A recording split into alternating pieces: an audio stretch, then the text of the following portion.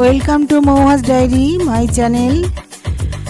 কৃষ্ণায় বাসুদেবায় হরয়ে পরমাত্মনে প্লুত ক্লেশ নাশায় গোবিন্দায় নমো নমো।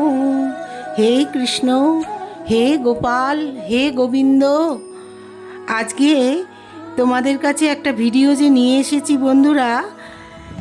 1 তারিখ 1 এপ্রিল না 2 এপ্রিল কবে তো হবে চৈত্র পূর্ণিমা, কবে সত্যনারায়ণ পুজো হবে তার সঠিক সময়টা তোমাদের বলবার জন্যে, আর এই হনুমান জয়ন্তী কবে, তার সঠিক তিথি কখন, কবে হনুমান জয়ন্তী, পুরোটা তোমাদের জানাচ্ছি।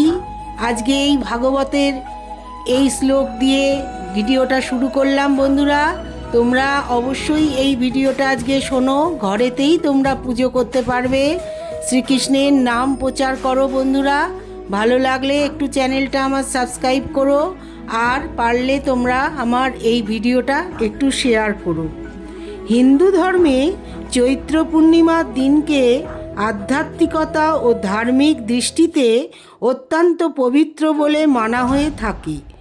এই দিনটি শুধুমাত্র চৈত্র মাসের সমাপনের প্রতীক বলেই মানা হয় এমনটা নয়, বরং এই দিন সংকটমোচন হনুমানজির জন্মোৎসব। এই বছর কবে চৈত্র পূর্ণিমা?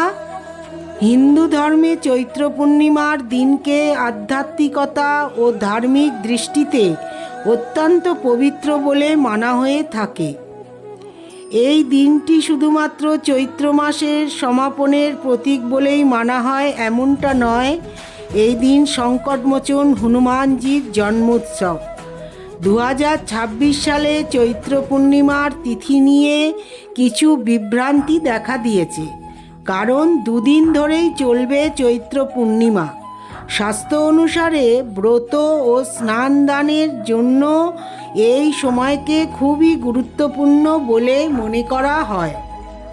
চৈত্র পূর্ণিমা 2026-এ এই বছর পূর্ণিমা তিথি শুরু হবে বুধবার 1 এপ্রিল, 1 এপ্রিল 2026-এর সকাল 7টা 6 মিনিটে, আর শেষ হবে বৃহস্পতিবার 2 এপ্রিল 2026-এর সকাল 7টা 41 মিনিটে।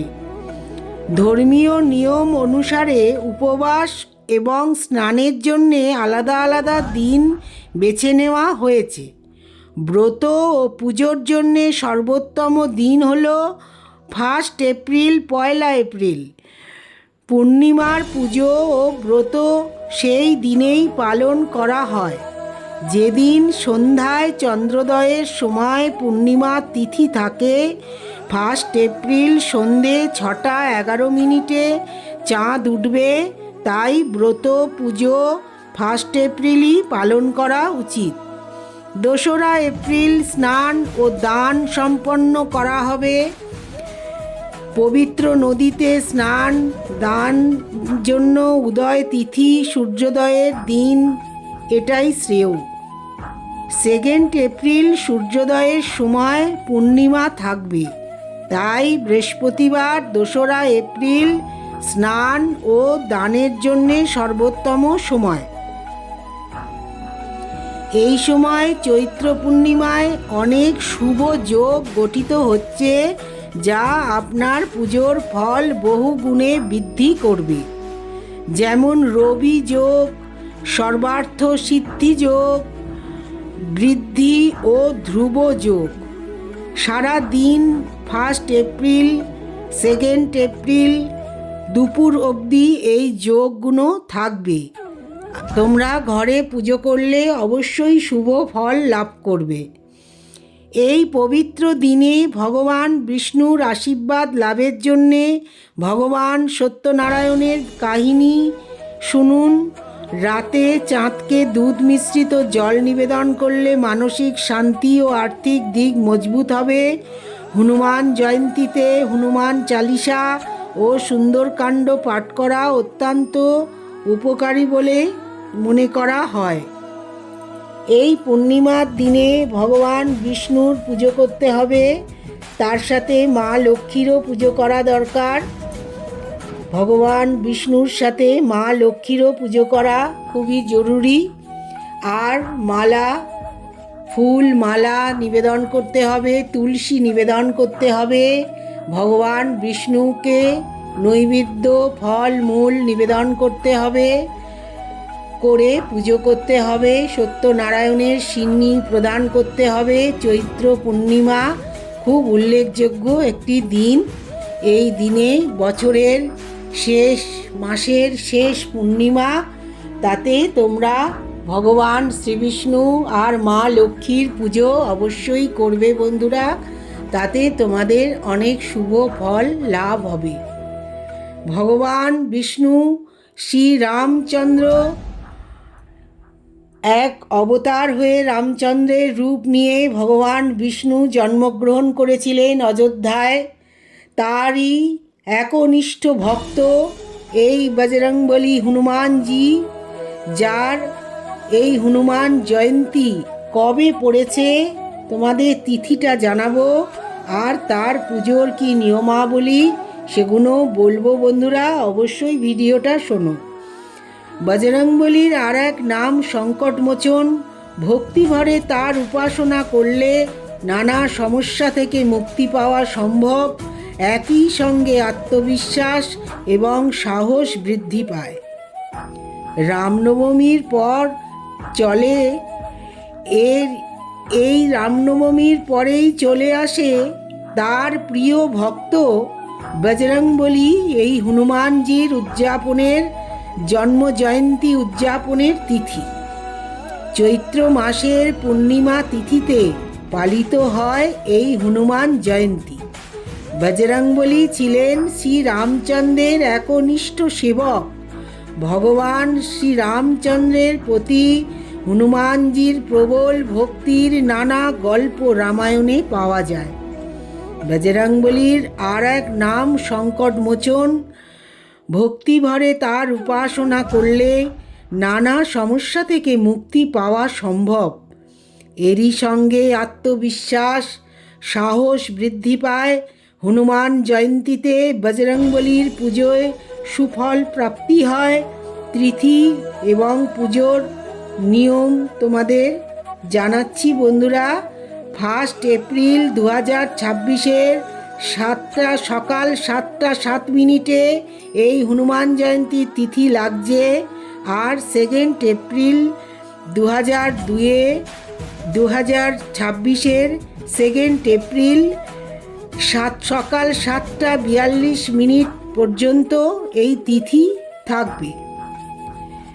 হিন্দু ধর্মের নিয়ম অনুযায়ী যেহেতু 2 এপ্রিল ভোরে তিথি থাকছে, তাই এই দিনটি হনুমান জয়ন্তী হিসেবে পালন করা হবে।